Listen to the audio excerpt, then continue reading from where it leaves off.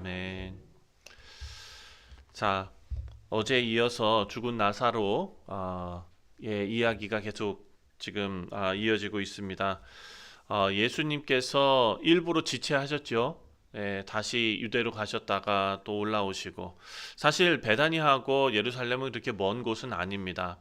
예수님께서 다시 이제 베다니에 도착하셨을 때 오늘 본문 말씀을 보니까 나사로가 죽은 지 이미 나흘이 지났다라고 말하고 있습니다. 17절입니다. 예수께서 와 보시니 나사로가 무덤에 있은 지 이미 나흘이라. 자, 요한이 지금 설명하는 내용이죠. 나흘이라는 시간을 일부러 거기에 정확하게 넣어 놓았습니다. 이유는 문화적 배경에서 그때 당시 유대 사람들이 사람이 죽은 뒤에 일정한 시간이 지나면 이제 그 죽음이 완전한 죽음으로 확정되었다라는 분위기가 있었다라고 합니다. 그러니까 이 상황이 그냥 병으로 잠깐 좀 아픈 상황, 뭐 이제 죽을지 말지 잘 모르는 상황, 이런 상황이 아니라 이미 완전히 끝난 상황이다라는 것을 확실하게 해 놓는 것입니다. 사람이 할 수 있는 일이 다 끝났다는 것이죠. 그리고 그 자리에서 예수님께서 나타나신 것입니다. 자, 베다니는 예루살렘에서 아까 가까운 마을이었다라고 말씀드렸습니다. 그래서 많은 사람들이 마르다하고 마리아를 위로하기 위해서 모였습니다. 19절 말씀을 보니까 많은 유대인이 마르다와 마리아에게 그 오라비의 일로 위문하러 왔더니, 그러니까 집에 슬픔이 가득 찼겠죠. 예수님께서 오신다는 소식이 그 슬픔이 가득 찬 그 집에 들렸습니다. 마르다가 제일 먼저 나갔습니다. 20절에 마르다는 예수께서 오신다는 말을 듣고 곧 나가 맞이하되 마리아는 집에 앉아 있는지라. 자, 이 장면에서 마르다는 예수님께 나아가는 사람으로 지금 묘사되고 있습니다. 슬픔 속에 빠져 있지요. 마르다와 마리아와 둘 다 큰 슬픔에 빠져 있는 사람입니다. 그런데 지금 마르다는 어떻게 기록되어져 있느냐? 이 슬픔 속에서도 예수님을 향해 걸어가는 사람으로 지금 기록이 되어져 있습니다. 마리아는 더 고통이 심했고 마르다는 그것보다 조금 덜 나아서 지금 예수님께 나아갈 수 있었다라는 의미가 아니겠죠. 둘 다 심한 슬픔과 고통과 좌절과 그런 상황일 것입니다. 온몸의 힘이 다 풀리는 상황이었을 것입니다. 그러니까 오늘 본문 말씀을 보면 신앙은 고통이 없다는 뜻이 아니라는 것이죠. 성경의 인물들도 슬퍼하고 울고 마음이 무너지고 이런 모습들이 다 그대로 기록되어져 있습니다. 하지만 믿음은 그 슬픔 속에서도 주님께 나아가는 것입니다. 문제가 있을 때 우리 주님으로부터 멀어지는 것이 아니라 주님께 나아가는 것이죠. 두 가지 현상이 있는 것 같습니다. 우리 인생에도 여러 가지 힘든 일들, 그리고 정말 인생이 무너질 것 같은 그런 일들을 다 겪었을 때 온몸에 힘이 쭉 빠지게 되죠. 그리고 그 힘든 상황을 겪어낼 때 두 가지 반응이 있는 것 같습니다. 첫 번째, 하나님을 원망하고 하나님으로부터 계속 멀어지는 그런 부류가 있는가 하면, 그 힘든 속에서도 나의 힘듦이 하나님께로 나아가는 것을 붙잡지 못하고 이 힘듦 속에서도 주님께 계속해서 나아가고 하나님 앞에 계속해서 기도하는 그런 방향이 있을 것 같습니다. 우리가 잘 아는 가수 윤도현 씨라고 있습니다. 그분이 나와서 간증하는 것을 봤더니 암 투병을 했는데 그 시간이 너무너무 힘들었다 그러더라고요. 그러면서 하는 얘기가 뭐라 그러냐면, 그렇게 힘들 때 기도하게 되더랍니다. 그리고 그 분이 속해져 있는 그 밴드에서도 어떤 일이 있고 뭐 이렇게 그 의견의 차이가 있고 문제가 생기고 이럴 때 다들 기도합시다 그러고서 기도한대요. 참 그게 저는 되게 놀랍기도 하면서도 참 보기도 좋기도 하고 그렇습니다. 이분이 그 음악하는 것이 락 음악이라서 다들 막 그냥 막 그 락 음악이 뭔 줄 아시죠? 예. 잘 모르세요? 네, 그냥 막 그래가지고 누구만 보면은 그냥 깡패처럼 보일 만큼 막 이런 사람들인데 알고 보니까 다 집사님들이에요. 예. 그러고서 그 상황에서 어떤 일이 있으면은 기도합시다 한다는 거예요. 그리고 자기가 그렇게 살아가는 게 진짜 자기 인생에서 제일 어려운 암투병이라는 그런 엄청난 일을 겪었을 때도 똑같이 기도해야 되겠다. 아, 정말 못 살겠다. 정말 이건 정말 안 되겠다 할 때 기도할 힘이 있지 않느냐? 기도하라. 이렇게 얘기했다고 합니다. 그리고 자기도 그렇게 하고 있다고 합니다. 그 간증을 들으면서 정말 맞다. 슬퍼할 때 좌절해서 주님과 멀어지는 부류가 아니라 슬퍼하고 좌절했을 때 주님께 더 나아가는 우리 모두가 되시기를 주님의 이름으로 축원드립니다. 자, 그리고 21절부터 24절까지의 말씀을 보니까 마르다가 이렇게 얘기합니다. 21절에 마르다가 예수께 여짜오되 주께서 여기 계셨더라면 내 오라버니가 죽지 아니하였겠나이다. 이렇게 말합니다. 이 말에는 사랑하는 성도님들 두 가지 마음이 지금 섞여 있는 것 같습니다. 첫 번째는 주님을 향한 믿음이죠. 그리고 두 번째는 주님을 향한 아쉬움, 괄호 열고 원망일 수도 있는 것 같습니다. 지금 마르다는 예수님의 능력을 믿습니다. 하지만 동시에 마음에 아쉬움이 있습니다. 주님이 조금만 더 일찍 오셨더라면. 그렇죠? 사랑하는 성도님들, 우리가 기도할 때도 마찬가지입니다. 비슷한 이런 의미와 이런 말이 우리 기도 속에도 있는 것 같습니다. 주님 왜 지금이 아닙니까? 주님 왜 더 빨리 오시지 않습니까? 이런 상황들, 이런 생각들, 우리가 기도하면서 하나님 이거 해결해 주십시오, 하나님 이거 해 주십시오 라고 기도를 하는데 그것이 지금 우리 마음속에 하나님의 능력을 믿는 그 믿음과 그리고 우리 마음속에 왜 지금이어야 하는지, 주님 왜 조금 더 일찍 오시지 않았는지 그런 마음이 뒤섞여 있지는 않은지, 이 마르다의 말은 우리의 마음이 그대로 투영된 그런 말이라고 생각이 됩니다.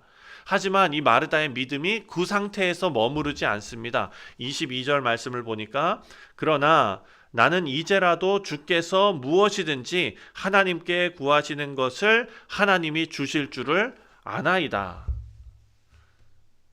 자, 이 말씀이, 이 내용이 무슨 의미인 것 같습니다. 무슨 의미인 것 같습니까? 예수님 오셨으니까 이제라도 고쳐주십시오. 이런 의미가 아닐까. 지금 아직 상황을 이해하지는 못합니다. 하지만 예수님을 신뢰하는 그 신뢰의 끈은 놓지 않고 있습니다. 그러니까 예수님은 뭐라고 말씀하시느냐? 23절에 내 오라비가 다시 살아날 것이다 라고 말합니다. 그런데 지금 마르다가 가지고 있었던 그 신뢰의 끈이라는 것이 완전한 이해는 아니라는 것을 우리가 알 수 있는 게 24절에 이렇게 말합니다. 24절 마르다가 이르되 마지막 날 부활 때에 다시 살아날 줄을 내가 아나이다. 이렇게 말합니다. 지금 마르다의 이해는 부활의 때, 미래에 있을 그 상황, 그것에 지금 머물러 있는 것이죠. 아직 예수님께서 어떤 분이신지, 무엇을 하실지 아직 보지 못하고 있습니다. 그랬더니 예수님께서 25절에 너무나 유명한 말씀이지요. 예수께서 이르시되 나는 부활이요 생명이니 나를 믿는 자는 죽어도 살겠고 무릇 살아서 나를 믿는 자는 영원히 죽지 아니하리니 이것을 내가 믿느냐라고 말합니다. 예수님께서 부활을 설명하지 않으십니다. 와서 위로하시고 부활은 이런 거야, 부활은 나야 이렇게 설명하시는 것이 아닙니다. 예수님께서는요 딱 선언하십니다. 나는 부활이다.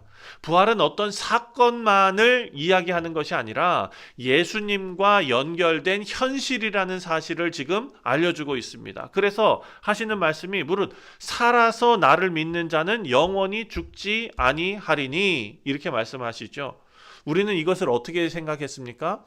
우리가 살아있는 동안에 예수님 다시 재림하시면은 우리는 죽지 않고 그대로 영원을 산다 이렇게 생각하고 있을지 모르겠습니다.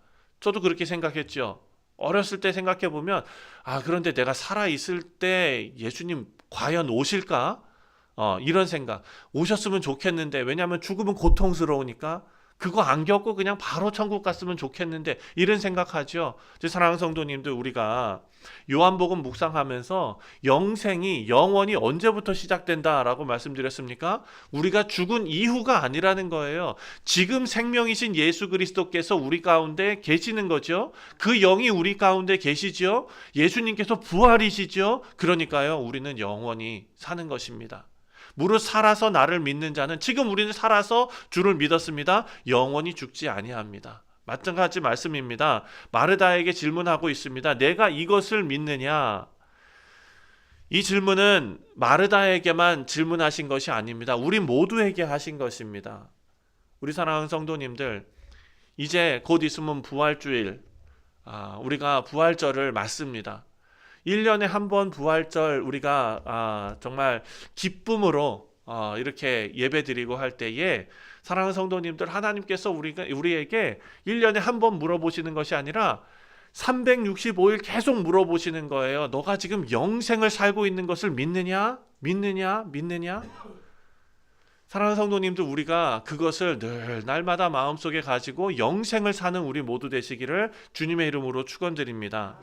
우리의 상황을 먼저 물어보지 않으셨습니다. 문제가 다 해결되었느냐? 슬픔이 다 사라졌느냐? 이걸 물어보시는 것이 아니라 내가 영생을 살고 있는 것을, 내가 이것을 믿느냐? 마르다가 이렇게 말합니다. 너무나 귀한 신앙의 고백입니다. 27절에 이르되 주여 그러하외다. 주는 그리스도시요 세상에 오시는 하나님의 아들이신 줄 내가 믿나이다. 아멘. 저는 요한복음에서 이 말씀이 가장 중요한 고백이라고 생각합니다. 마르다는 아직 기적을 보지 못했습니다. 나사로가 아직 살아난 것이 아닙니다. 하지만 지금 마르다는 예수님이 누구이신지를 고백하고 있습니다. 믿음은 언제나 기적을 본 다음에 시작되는 것이 아니라, 믿음은 먼저 예수님이 누구이신지를 고백하는 데서부터 시작된다라는 것을 알 수 있습니다. 말씀을 맺습니다. 오늘 본문 기적이 일어나기 직전의 장면입니다. 무덤이 아직 닫혀 있고 나사로는 아직 죽어 있는 상태입니다. 하지만 예수님께서 가장 중요한 진리를 말씀하십니다. 나는 부활이요 생명이니. 부활은 단지 마지막 날에 일어날 사건이 아니라 예수님 안에서 시작되는 생명이다라는 것을 우리가 다시 한번 생각합니다. 그리고 예수님께서 우리에게 오늘 아침에 내가 이것을 믿느냐라고 말씀하시는데, 새벽에 우리가 붙드는 이 믿음은 상황이 다 해결돼서 그래서 생겨난 믿음이 아니라, 아직 모든 것이 보이지 않을 때에 예수님을 향하는 고백의 믿음이 되는 줄 믿습니다. 예수님은 부활과 생명이십니다. 이거 믿고 오늘 하루도 승리하시는 우리 모두 되시기를 주님의 이름으로 축원드립니다. 기도하겠습니다. 하나님 아버지, 감사합니다. 지금 오늘 이 성경에 나와 있는 마르다와 마리아, 그 가족은 슬픔과 어려움 속에 빠져 있는 그런 상황이었습니다. 하지만 그들의 마음이 주님께로 향하게 하시고 주님께 나아가게 하셨사오니 아버지, 그 믿음이 우리에게도 있게 하여 주옵소서. 우리의 이해와 그리고 우리 현실 상황을 다 뛰어넘어서 예수님께서는 부활이시요 예수님께서는 생명이심을 믿는 귀한 믿음을 우리 모두가 다 가지고, 아직 모든 것이 다 확실히 보이지 않을 때에도 주님을 향해서 고백하는 믿음이 있게 하여 주시옵소서. 감사드리오며 예수님의 이름으로 기도하옵나이다. 아멘.